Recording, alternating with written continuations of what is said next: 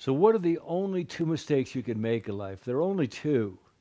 And once you understand that there are only two mistakes you can make, then you can start dealing with those issues in a very, very sophisticated way that's going to support you the rest of your life. So what is the two mistakes you can make? Well, the first one is to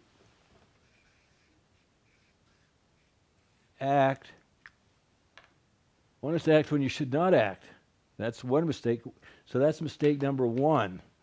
And if you think about it, that's one side of this coin. So this is number one. And then what's number two? It should be pretty simple here.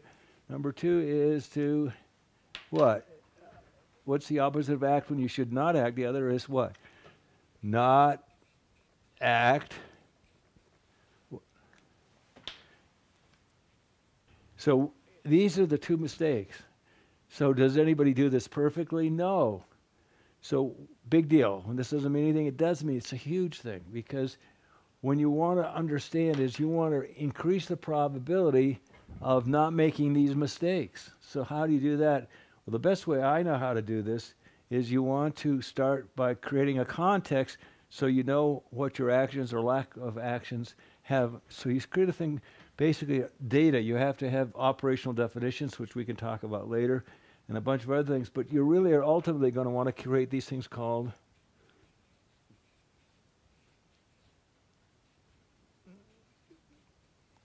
control charts. Now, control charts are designed to let you see what your behavior has done. Does it have an effect? Does what you just did change something? And does it change it for the positive, or does it change it for the negative? So what you're trying to do with control charts is to minimize making these two mistakes.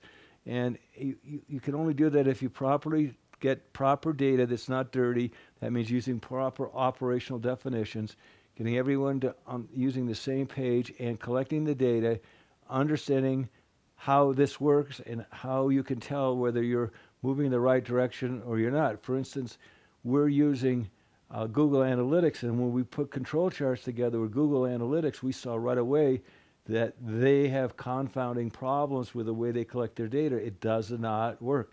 If you're using Google Analytics to study and using it for control charts, it won't work because it's not accurate. It's got too many confounding pieces to it.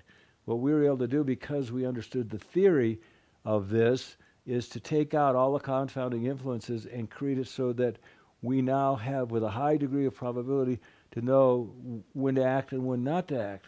And we can't, it's by making the invisible visible, by collecting proper data in the right way and reducing these two issues.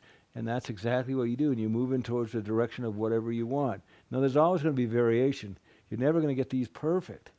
Perfect is found one place. That's the dictionary. You will get closer and closer and less variation, moving closer to your target. That's the objective, not perfection. You're just trying to continuously improve. Dr. W. Ezra Deming talks about continuous improvement, and what he's really talking about is constantly reducing these two factors so that you do act when you should act and you don't act when you shouldn't act. And that is what control charts, properly collected data, is used to get you closer and closer to perfect, although you'll never get to perfect. I learned from Bucky a long time ago that the bigger the picture, the more accurate your prediction. There's nothing in a caterpillar, if you just study a caterpillar, will ever tell you about scenario butterfly. So my entire life, I am working as much as I can to be a comprehensivist. That is interested in everything, so I can make better choices, better decisions, and have a better perspective. What can I do for you?